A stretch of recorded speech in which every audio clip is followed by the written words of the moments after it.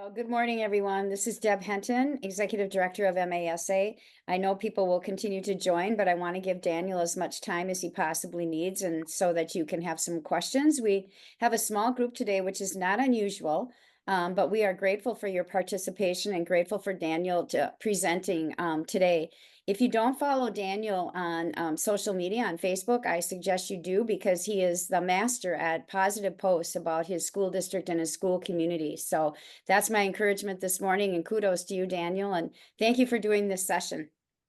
I appreciate that, Deb, as always, and I appreciate everything you do for the profession. And this is titled "Everyone Gets a Trophy." And I first did this presentation for my staff here. We do once a year. We try to do like LPG, professional development, like conference type setup. And we've been trying to implement PBIS, positive behavior interventions. And so I go around, I talk to a lot of people, and the popular one was, Scooby snacks aren't going to fix behavior. I was like, that is correct, they won't. And so I kind of gathered some of those thoughts, and I gave a presentation that went over pretty well on, yeah, some of these things don't work if they're not done correctly. And so I will start sharing my slides here. So yes, positivity is a good thing, but even good things can be done in the wrong way. And a lot of my resources come from Sean Anker here, so I highly recommend his resources. I won't stay too long on the slide, but you'll see some references to the orange frog and a couple of stories that come out of the happiness advantage. And so I had two mindset tests. Obviously, in a digital format, that would be a little more difficult. But to give like kind of an example of what happens sometimes, I have this origami rabbit here. And if you had a piece of paper, they're very easy to make. It's just a couple of folds. But even if something is easy to do, if I don't provide direction for it, it's going to be hard to do. And I think we do that a lot more than we think we do. So now I assume nobody in the chat, unless they've done these before, is now capable of making a rabbit, even though they will just watch me do it. So I encourage you to try those mindset tests when you get a chance. There's a cold water one, or with a friend, where if you put something in your head that's maybe even if it's positive, but it's not really meant, versus something where you tie it to an achievement you made, you'll notice a difference with how much pressure. And that kind of gives you an idea of the power mindset can have. So things you hear with positivity is, there's no consequences. That's not too much different than the classroom. No punishments, heap on unearned praise, no boundaries, ignoring bad behaviors, etc. And when things are done in a certain way, that certainly does happen. And I'm sure you've all heard different criticisms that put on a happy face. That was pretty popular during COVID, that sort of expression. And positivity isn't about ignoring what's not going right. It's about feedback. And if the word positivity isn't something that like you're really drawn to, what I would encourage you to do is think of it as being intentional, because everything we do in a school has a message. And I'll apologize, there might be announcements in the background. But so even think about when you have checklists for your principals for teacher observations, where make sure you write the objective on the whiteboard. Make sure you do this, where they're all very tangible behaviors. However, that's putting a lot of focus on just those things. And because you're putting a lot of focus on those things, that feedback might be telling you some of that behind the scenes thinking isn't as important.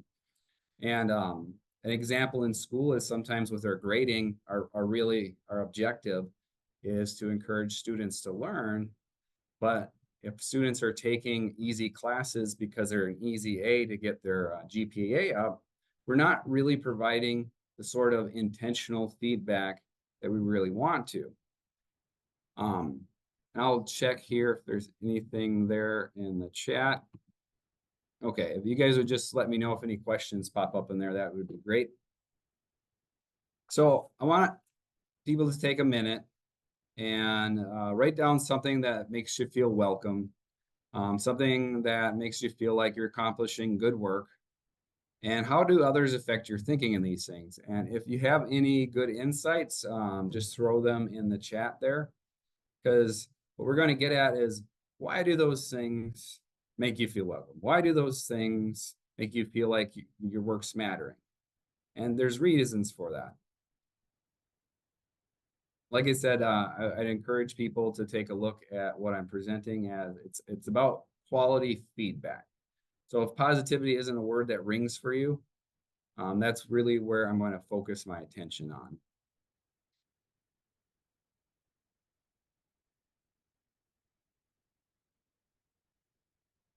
Okay, I might keep going, but if we get some comments, we'll stop there. I encourage you to write down stuff. And so the feedback we give people has a lot of power. It has and it's not always the things you say. Sometimes the systems we're in have their own feedback. And for example, when I gave the example of teachers and observations, what you're looking for in the classroom can kind of tell people where they want to put energy. A really good example on a broader level is there was a time, at least when I was in North Dakota, where reading, science, and math standards were all reported and they were made public. And so those things were all important. And at a later point in time, they began tracking just the reading and the math for saying if your school was on track. Science was still reported. Well, something you would see in school districts was leadership making decisions to put more and more time into the reading and math, which is great. But then science was being reduced because that wasn't being checked. And so that importance directs your energy, tells you what to focus on. When you're having a conversation with a parent or a patron and they're upset about something, the way you interact with them can frame the situation for them. For example, I had a parent call once that was very frustrated with a suspension. And by redirecting them with questions, hey, explain this to me. Hey, I really want to hear what you have to say. Like that frustration refocused on solutions. And with solutions, you get somewhere. And those things have a ability to push together or pull apart. I had one board member once, not in my current district, and when he spoke to me, he used a lot of sorry, you, them, those people, and I really picked up on that after a time. And if you take a look at some of those social media posts that Deb referenced, I try a lot to use we, us, together. And those things communicate, they're providing feedback. And they don't necessarily have to be positive, negative, or neutral, but those messages that we give and we keep giving out, they give people an idea of where their intention is. So a really good example of this, of just what you pay attention to giving people feedback. So I remember one of my first principal jobs, I was having small children get sent to the office a lot, as that often happens. And we had this little chair that they sat in. And when I initially started addressing it, I would drop whatever I was doing and I'd work with the child. And eventually it occurred to me that like they seemed a little too eager to be there. And so I changed it to they waited outside and then I would finish whatever I was doing and then I would address it. And I actually started getting less referrals. And what I figured out was they just liked having my attention. And so they didn't really mind being sent down to the office, even though they were in trouble. And the same thing can happen as a superintendent. So I think we've all heard the squeaky wheel gets the grease. Well, if in your school system, the way you get your problems addressed is being loud and stomping your feet, and that's how, and other people looking at it see that person gets what they want, well, then other people are, well, if I want to get that done, I'll need to do that myself. And so your system has feedback too. And so sometimes we have to be very conscious about that. And I'd like to kind of point in particular when you are in kind of major situations, and I'm going to use COVID as an example, how you communicate can be the difference between that situation being something that actually pulls you together or pushes you apart. And they can actually be opportunities to create unity, because in those situations, if you provide good communication, you provide good direction, and you help people connect, you problem solve, it's a good opportunity to build a lot of trust. And one of the examples I used with my staff on these concepts was, if you have an evaluation and you get it handed to you and everything's marked, 5 stars, say that's the highest score, all the way down with very little comments, does that really mean much to you, even though it's very positive? And my guess is it wouldn't, because it doesn't feel like there's a lot of energy put into it. And that's another way to look at it. Where your energy goes is feedback. And if that energy is going into positive places, negative places, it has an impact. So I have some kind of play acting scenarios here, and I'd really encourage people as they listen to kind of share any thoughts that they might have as they do it. So I'm going to use this example, which, so like I said, I'm going to play act a little bit. You need to work with your child. If you don't get 20 minutes of reading in every night, they're going to fall behind. They're already struggling in class, and they are becoming a behavior problem on top of it. Scenario 2, your child needs a little more time to become proficient. I believe we can get them there if you read every night for 20 minutes. With that extra practice, they won't struggle as much. With that practice, I believe they will have an easier time staying focused and on task during class. And if anybody feels brave enough to pop off mic and comment, or just throw something into the chat, like what makes those two situations different? Because if you look at it, both are communicating. You need your kid to be reading, and that's not happening right now, and that's a problem. But there's other things that are being communicated by the way it was delivered.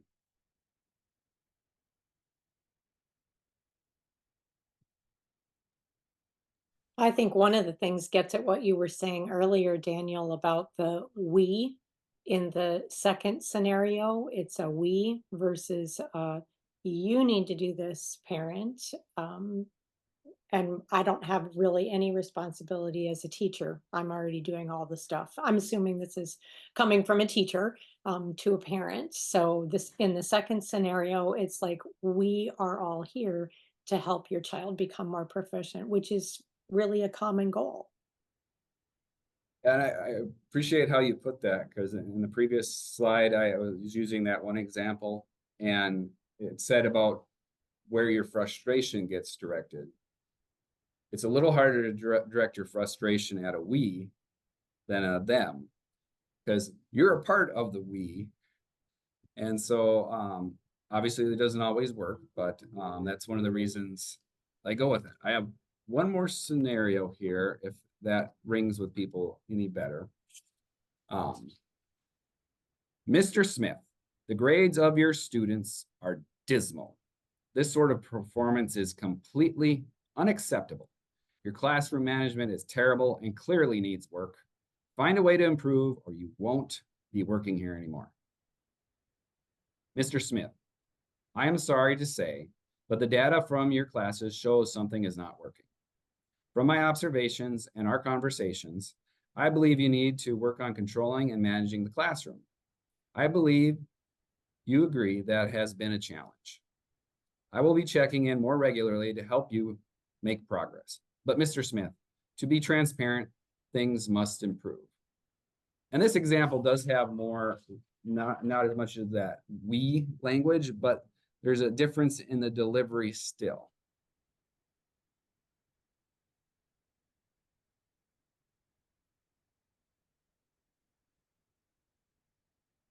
to me, it's really focusing on positivity, Daniel. Trying to deliver a tough message, but you're still getting your point across that there's some areas that need improvement, which we all have, right? I sure know I do.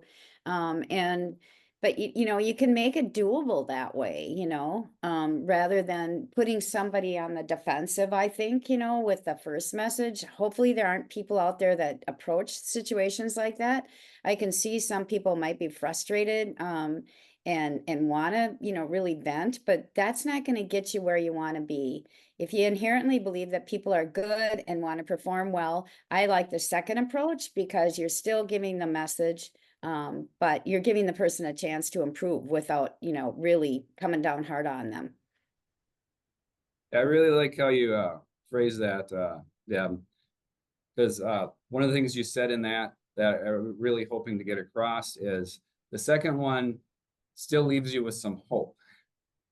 The first one, you might leave that message thinking, oh, the ship sailed, I'm toast, and that frames your mindset. And is it framing it to go get a solution, or, maybe less constructive behaviors? Daniel, I don't know if you noted, Shannon had a comment in the chat. She's in a space where she can't talk today, but she added to the chat pretty much what you just said around a positive way to say what to do rather than just stating what is terrible, which that first one, like, you probably can't argue with it, but there isn't any way out of it. Yes, and I also think when you have definitive statements that don't provide somebody a way forward, it kind of communicates like the door is already closed, because you're saying you are, if you're telling somebody they're not putting in enough time, well, that tells them right away, okay, I need to put in more time, or things like that. Mhm. And the second scenario points to data a little bit. So trying to point to a neutral source of information. And there is an implication in the second scenario that conversations have been leading up that it didn't include in the first. So keep go devil's advocate, and feel free to throw something in the chat, but this was one I wanted to get people thinking about, and should have enough time for some of them. So in the first scenario, it's sort of that staff appreciation, throwing food in the lounge, and sending a note. And this was something I noticed during COVID, and it was something that kind of inspired the idea in my head in the first place, because I would see all this negativity about, somebody doing, you do not know how much we appreciate you, or yeah, sure, thanks for another coffee mug. I mean, we've all heard that. I'd rather have the raise thing.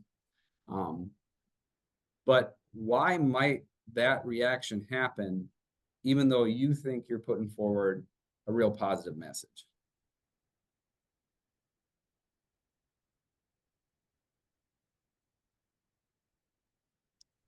Well, I can tell you, I heard about this at the legislature from Ed, Minnesota. They really did not like when there was those, what they consider to be tokens of appreciation. Sometimes it's $100,000 candy bar, though that is something I would really appreciate. So you can give me one anytime. But people want to see it more on a regular basis rather than just donuts on a Friday. Though there is something to be said about donuts, because gathering around donuts can also be a good thing if there is a positive climate. I really like how you put that. It's about the pattern, and it's not inherently bad, but what does it mean to the person, and why does it mean it can be pretty important? I really appreciate how you mentioned Ed, Minnesota there. So I'll do at least one more. At Lancaster District, students' names are put in the paper, certificates are given, and a short assembly is given based on GPA. Some student behaviors develop that aren't expected and not necessarily positive. What might those be?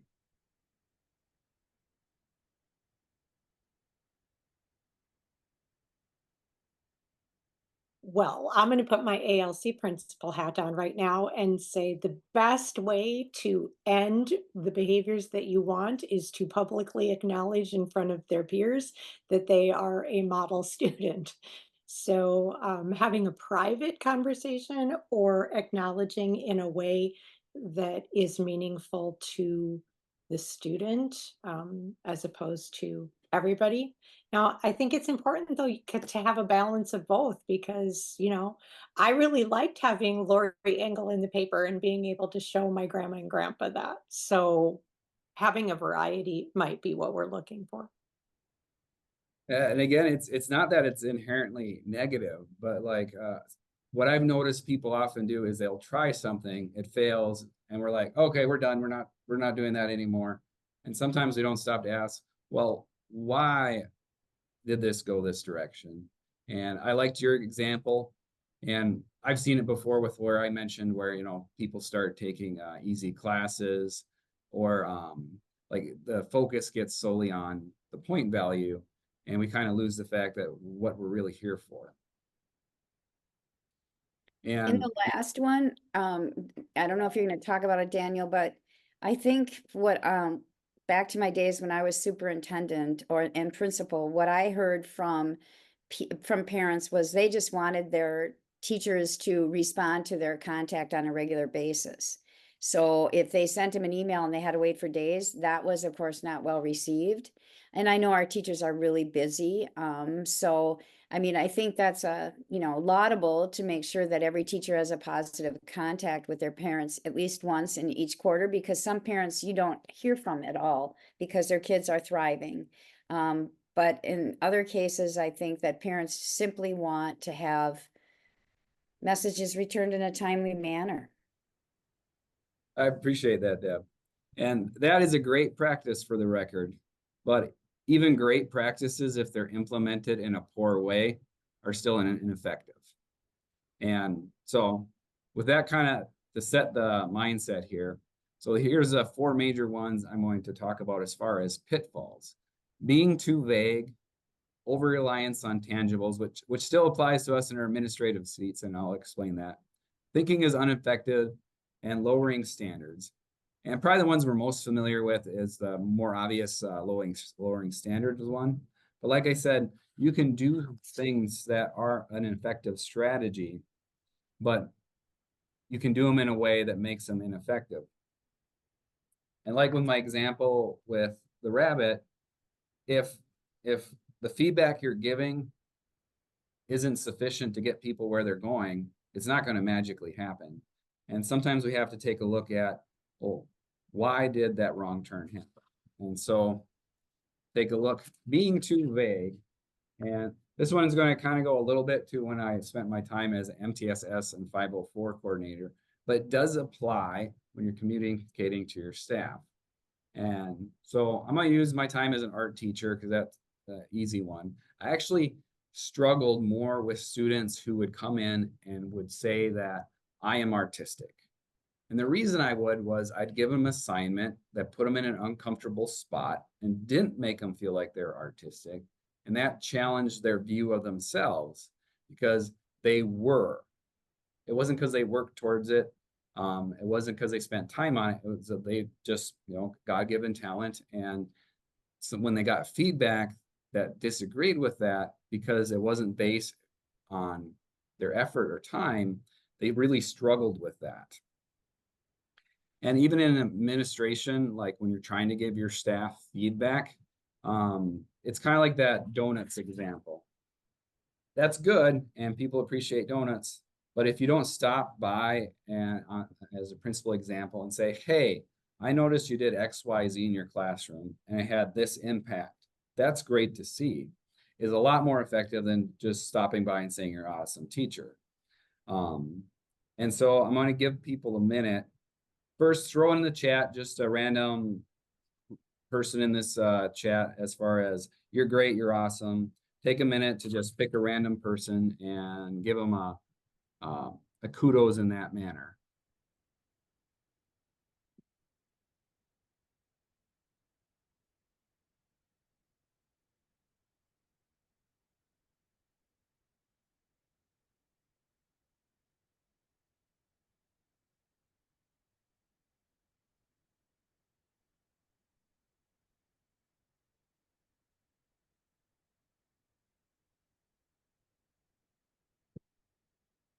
Kind of like what I just did there.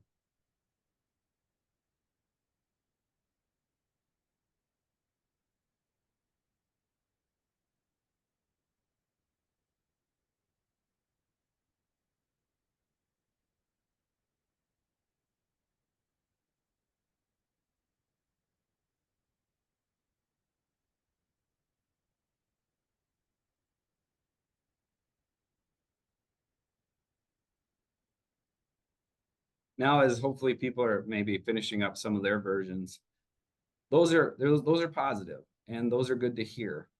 But I want you to take a look at if you have a phone contact or email, somebody that did something, preferably say in the last week, that really meant something to you.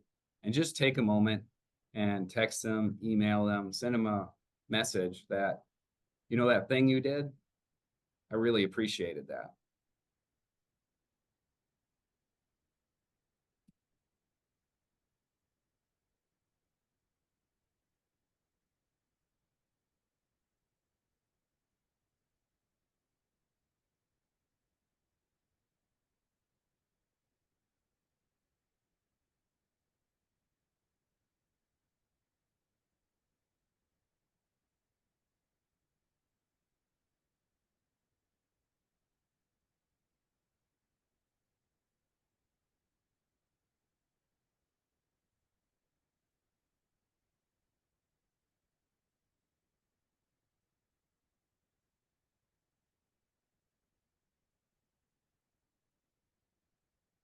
It looks like Dave Barr is in his car. So Dave, I just want to note that I sent you a message. You probably are not able to read it in the chat, and I hope you can hear me. Can you give me a thumbs up?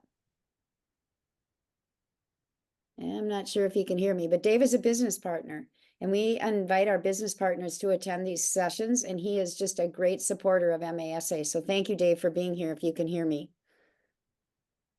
I can hear you. Great. I'm glad. Thank you for being here. You are a great supporter. That's great to These hear. are interesting conversations. I enjoy them.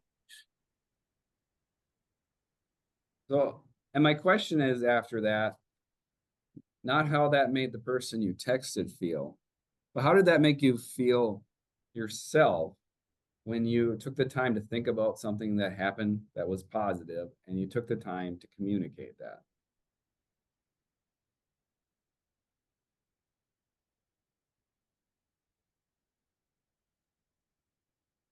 There's a lot of discussion about starting your day off with gratitude, which makes the person have a positive outlook. And so I think it makes you feel good when you recognize in others the talents and abilities they have. Thank you, Deb. And that is the point. And being positive makes you feel better. So if you don't get anything else out of this, I hope you would like to feel better yourself. I can be quibbed sometimes. So over-reliance on tangibles. And I didn't substitute my picture in there, but like that example I provided earlier of when you do those observations and you put too much on checklists is kind of the sticker chart version of over-reliance on tangibles. And the reason those can be problematic is that they're very surface level. And they can be really good at getting people to start doing that surface level thing. But teaching is a great example. What you really want to get at in valuation is how they're processing, how they're thinking, how they're making judgments. And if you take away making judgments and you take away using those skills, even if you're saying good job on putting that lesson objective up there, good job on doing this or that thing that I can clearly see in the classroom, you did 2 turn-in talks. Even if you're saying those positive things, this process, that system might actually be hurting their instruction. And I'm not criticizing checklists. That's not what I'm doing. But I'm saying if we put too much energy into that one tool, too much energy into the overly visible, it can become a problem. And rewards are probably not too much what we deal with on administrative level, but definitely with sticker charts and in the classroom. If you do too much of like, you get a prize, you get some money, it's pretty natural for people to start wanting more. And they engage in this thought process where, do I want the reward? Is the reward enough to get me to do it? And if they say, nah, then they won't do that. And probably an example where you might see that in a similar way with an administration is you might have some people that are very, they give a lot of feedback in the present, and they say, we need to do this, and it has to be this way. But as soon as the leader leaves, everything goes back to the way it was. And the reason is because they were motivated to do the thing because you were there to satisfy you, either to get your praise or to avoid criticism. But as soon as you left, their motivation left. And that's the issue there. So I'm not sure if people have seen that where you get a prize, you get a prize, and you get a prize. But that's what the picture of Oprah is making a reference to. And there was this really great example in the book that I referenced earlier, The Happiness Advantage. And it's similar to what Deb was talking about, the gratitudes.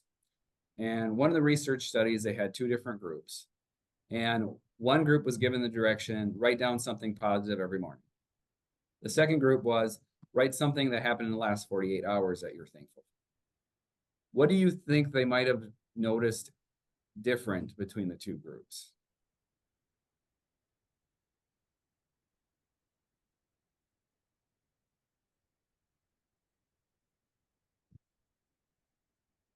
I'm going to guess that the second group had better positive results. You are correct. The first group, what they saw was what I put in the typing there. I'm thankful for my family. I'm thankful for being alive. I'm thankful for being a wife. And then the next day they wrote the same thing. And the next day they wrote the same thing. And the difference with the second group was they had to stop and they had to think and identify something. And why that's important is they had to change their thinking. The first one didn't require them to change their thinking. And in the book, it's called the Tetris effect. And I have a somewhat silly story to illustrate this. There was an insurance analyst that went into the bar and he sat down and he told his friend, I'm getting a divorce. It's such a terrible day. His friend goes, oh, I'm so sorry to hear that. Like, did you try to do something to save it? It's like, yeah, I worked really hard. I made a list of all the things that I thought increased the amount of risk in our relationship and things that we could do to minimize that risk. And he said, oh, wow. So how'd she take that? And the insurance analyst responds, well, that's when she said she wanted a divorce. And what the Tetris effect is, they did this study where people played the game Tetris over and over and over again. And they would start to see things like when they went to the grocery store, how the cereal boxes were lined up, and they would solve it by moving things. And so thinking patterns we engage in over and over again, we start to look for them around us. It's actually not too dissimilar. I believe they call it the RAS. When you find a spider crawling all over you, or somebody says the word lice if you work in the elementary, and suddenly you feel everything. Your brain's tuned into it, and it's looking for that in other places. And so if we take time to make ourselves engage in certain thought patterns, we start to do it more subconsciously. The same goes for being negative. And another really great example I have of going through the motions is when I was in North Dakota, I knew a fellow superintendent that when they hit retirement, they got Superintendent of the Year for the state. Really great honor, really, really awesome. And the attitude, if you can believe that, and I'm not kidding you, was, well, he'd been here long enough. We should probably give him that nomination this year. And it's kind of a strange attitude to take at such a high professional level, I would think. And I think what that tells you is they didn't find a lot of meaning in it. Now, the person wasn't very happy that they got it and whatnot, but like I was kind of discouraged to hear that was the interpretation by some people.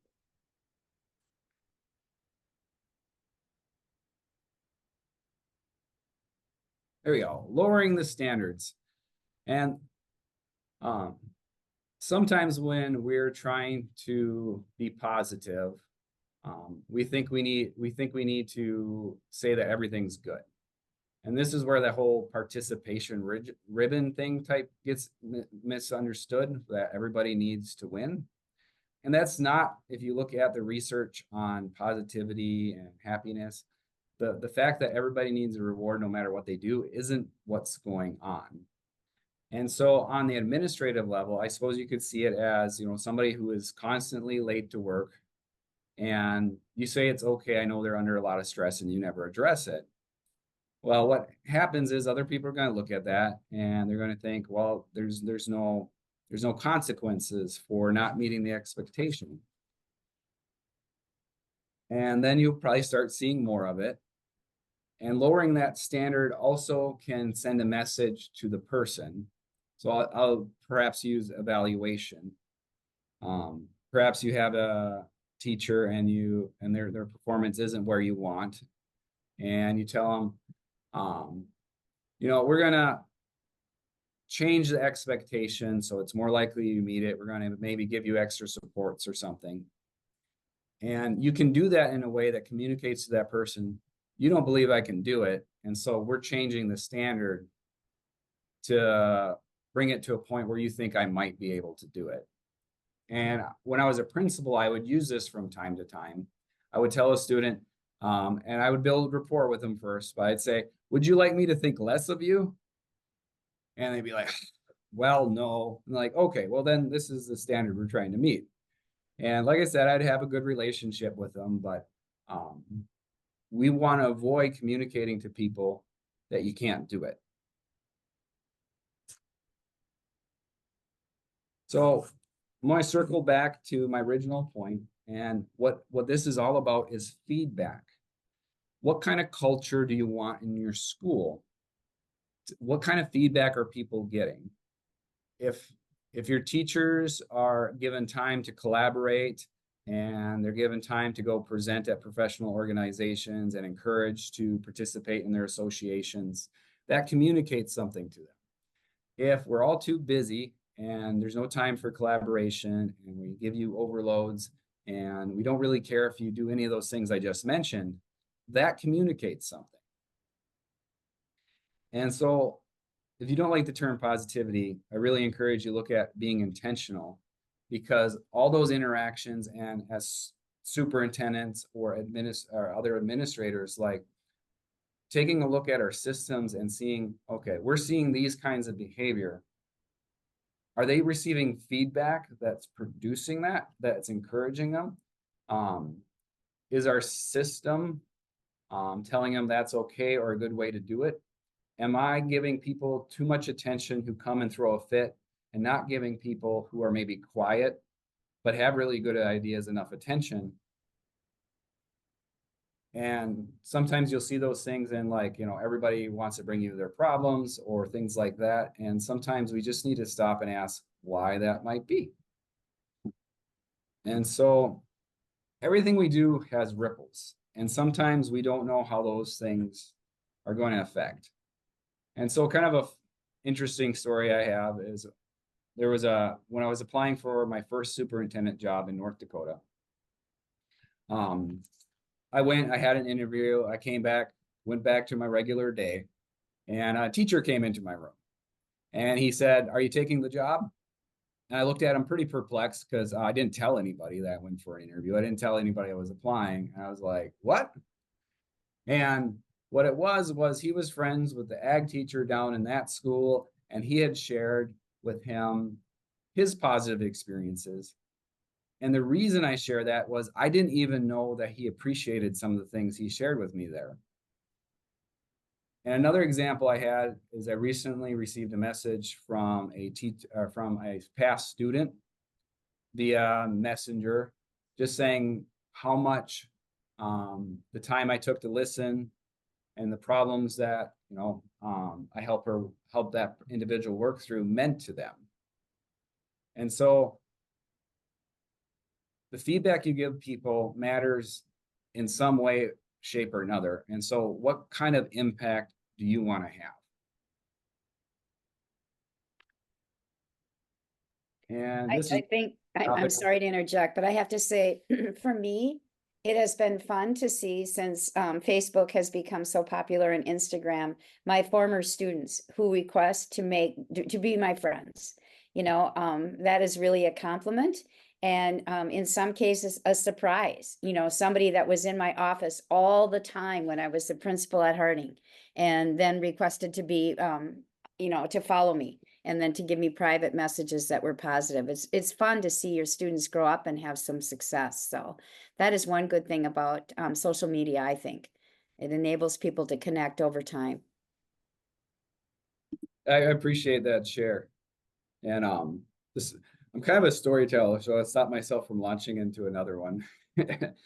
But this is where I have kind of a stop and reflect. I know we have a little bit of a smaller group, but when you think about evaluations, professional development, staff meetings, implementation of initiatives, or whatever that you might comes to your mind, how do one of these four things do you see cropping up and causing a problem?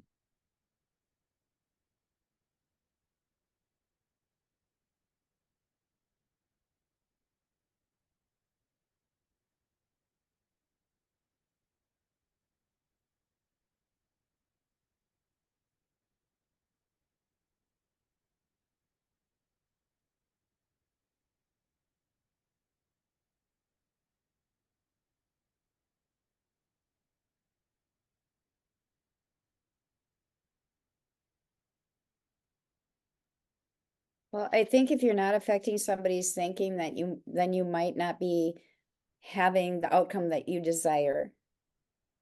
Because if you affect somebody's thinking, to me, that means you made an impact on whatever it was you said. And hopefully they will adapt their behavior accordingly.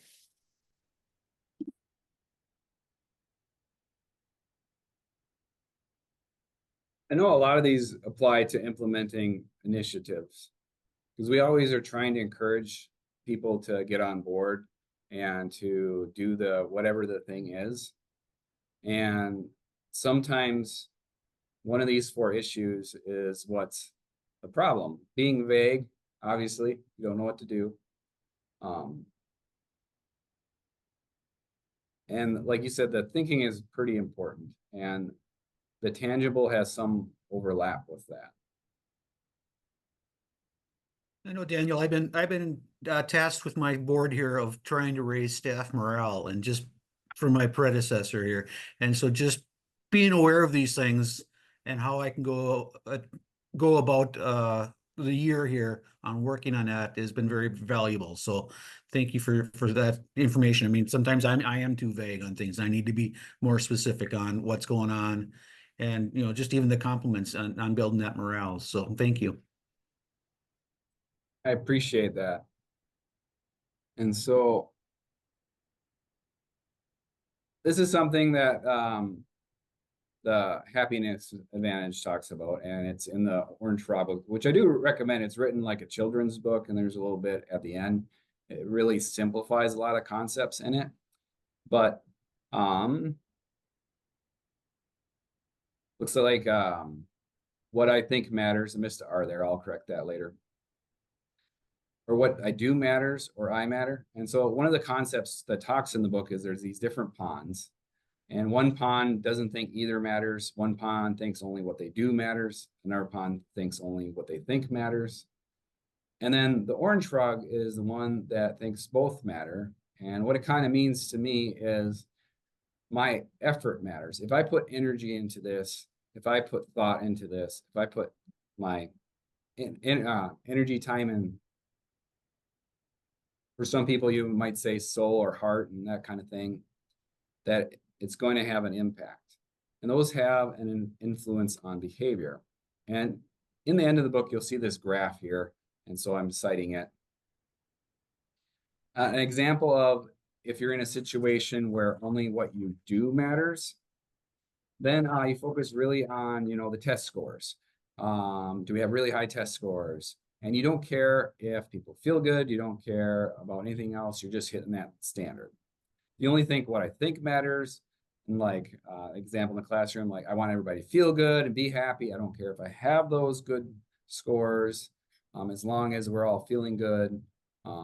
We won't talk about if neither matters. That's obviously not a good place to be.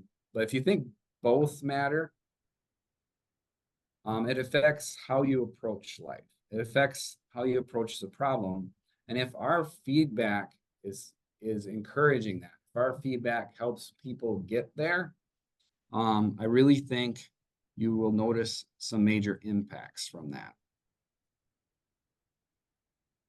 So these are some strategies that I have used to build and form relationships. Because at the end of the day, I think any positive strategy really isn't going to work unless it's felt as something that's meant.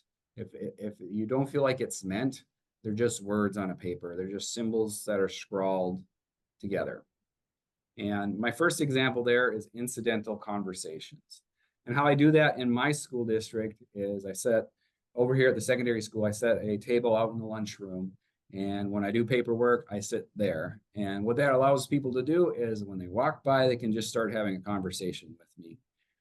And what I mean by incidental is people will talk to me about things that they would not intentionally come and find me to talk about. Hey, I did this on the weekend. Hey, I might not normally have the courage to bring this up, but you're right here and I'm walking by and it's on my mind. And the nature of those conversations is just different. And if you don't make space for that to happen, it won't happen for one. But if you engage in it, you'll probably understand what I mean. Those are different and they help people connect. It helps you understand. It helps you get a good understanding of how your district's functioning. Recognizing shifts in emotion.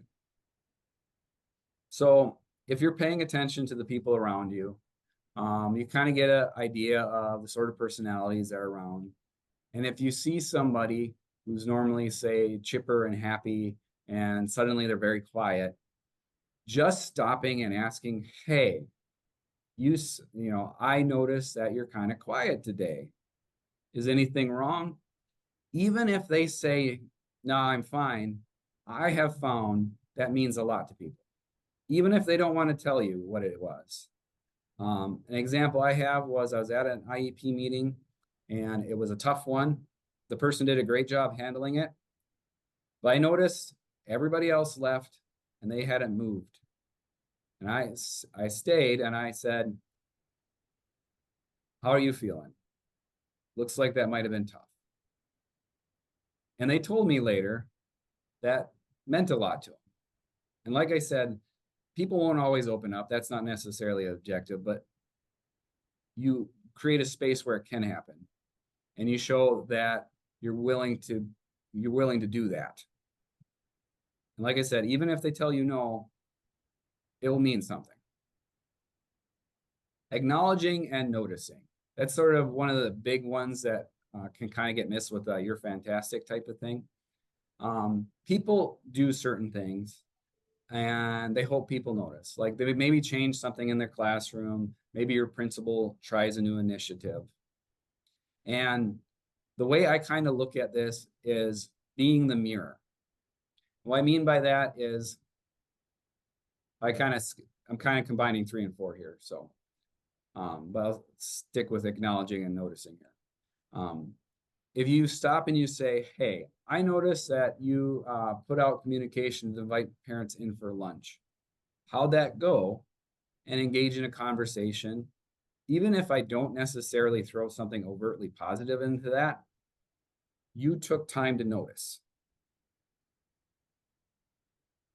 And we realize that kids value this, but we did not change when we grew up. We still want people to notice when we try something, when we do something different, when we put a little extra effort here and there. And just saying, hey, I noticed you did that can have a pretty powerful impact. And what I was mentioning there, reflecting others' feedback, this is also a powerful strategy. And what it is pretty simple. If I'm out and I'm talking to somebody in the community and they say, hey, your elementary principal did a really good job at interacting with my kid. I really appreciate how they handled that situation. I'll go back to the elementary principal and said, hey, I heard this. Because those things don't always get back to people. Sometimes the positive things that are being said, especially in our job, especially in the jobs we do, don't get back to the person. And when you reflect that back onto them, even if it's like, hey, I noticed you had this impact on people, and you let them see it, basically you help them see it, it matters to them.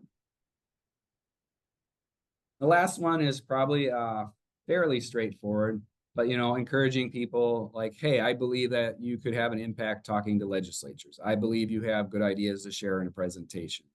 I know that you really value starting a pet ban. How can I help you get there? Things like that, let people know that you care about them, not just school, so to speak, in this situation. And like my pictures kind of show, you're creating a bridge. And I've had a lot of success with these strategies, and I'd encourage people to think about it. So here's another thinking slide, a reflection slide, and we're kind of tracking fairly well on time, so that's good. But what are some strategies that you know of that are intended to be positive, but perhaps you have experienced them not going well? Perhaps you've experienced them falling short of the mark, or like the little puppy in the corner is, everything's fine, it's fine, and the room's on fire.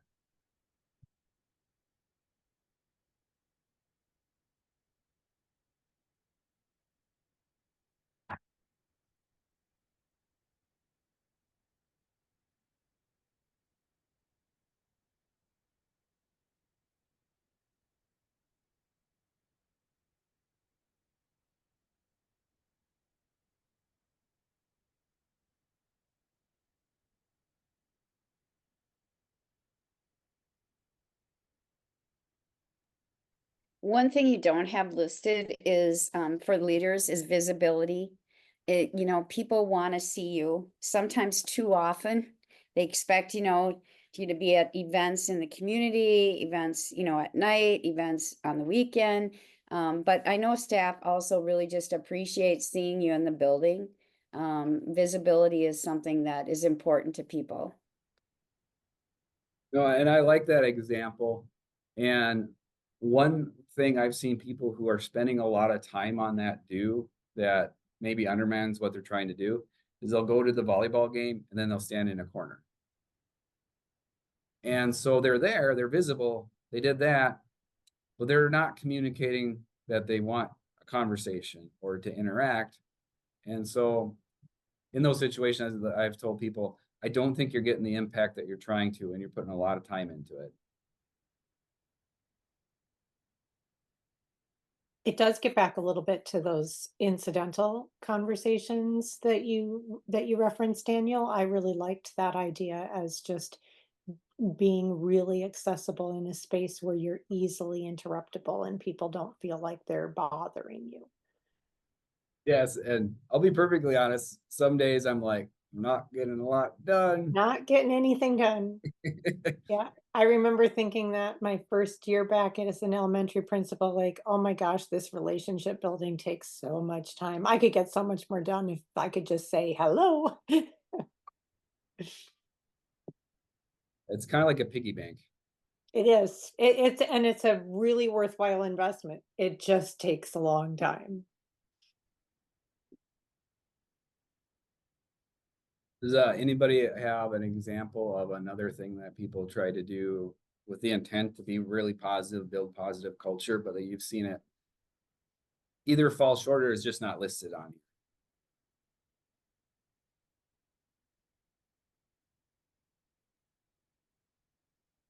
I Well, think Lori it and can. I- Oh, go yeah, ahead, Deb. Lori. No, go ahead. Well, I was thinking about what I'm sorry, I don't know who mentioned the responsibility for improving his staff morale, but it relates to, in my mind, to what do people find valuable? Because when Deb and I were in North Branch together, the middle school principal could do a bonding activity that worked beautifully with her staff. That I look at that and like, that is never going to work for elementary teachers. Like, oh, they are not going to like that at all. So it's being aware of what is what do your people think is valuable to them? How do they want to be recognized and thanked? Because if you thank me in the wrong way, it is not going to have the desired effect. What was yours, Deb? I was gonna say that Lori and I too, when we were in North Branch together, we went to a professional development session held in North St. Paul with an author named Quint Studer. And he talked about how doctors do rounds, they go and check on their patients in the morning or whatever. And I'm not sure if you're familiar with that technique, but doing rounds has helped some principals that I have coached in the past by just going around the building and just checking in and saying happy Friday or how'd your weekend go? It's the incidental conversation like you're talking about, but intentionally doing rounds in the building. Yeah, and the reason I think that works and that list works is it gives you a sense of the pulse. It helps you understand what people are looking for. It helps you understand why maybe they're frustrated. Because there's so many pieces to the puzzle that is school. Like it's an ecosystem. And there's no one person in the building that really understands every single thing going on. And so no one can be Superman or Wonder Woman. No one can know how all that's functioning right down to the T. But maybe you can if you put a few heads together. And this is my recap slide. I'm Daniel Ludvigson, Superintendent Long Prairie-Grey Eagle Public School. Feel free to email me if you have any questions. Like Deb said, I do have a professional Facebook and LinkedIn page. I like to write on topics. And these were kind of the 4 major points I wanted people to take away from it. And we only have a couple minutes, so if anybody has any questions, this is a good time for them.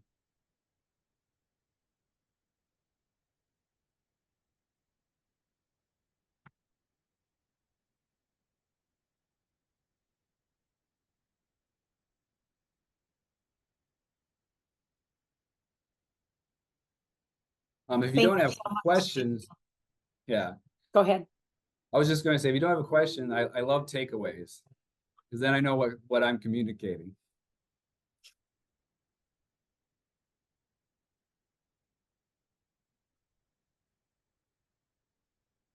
Well, I think you've given folks lots to think about, lots of great resources, and I appreciate your willingness to connect with people if they have questions or things outside the session. I would anticipate that folks are going to also come back and check out the recording.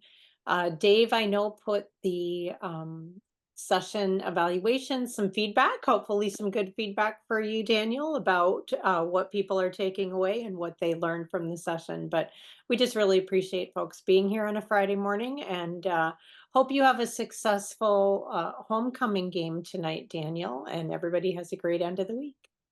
I appreciate that, and I have my fingers crossed. Thank you.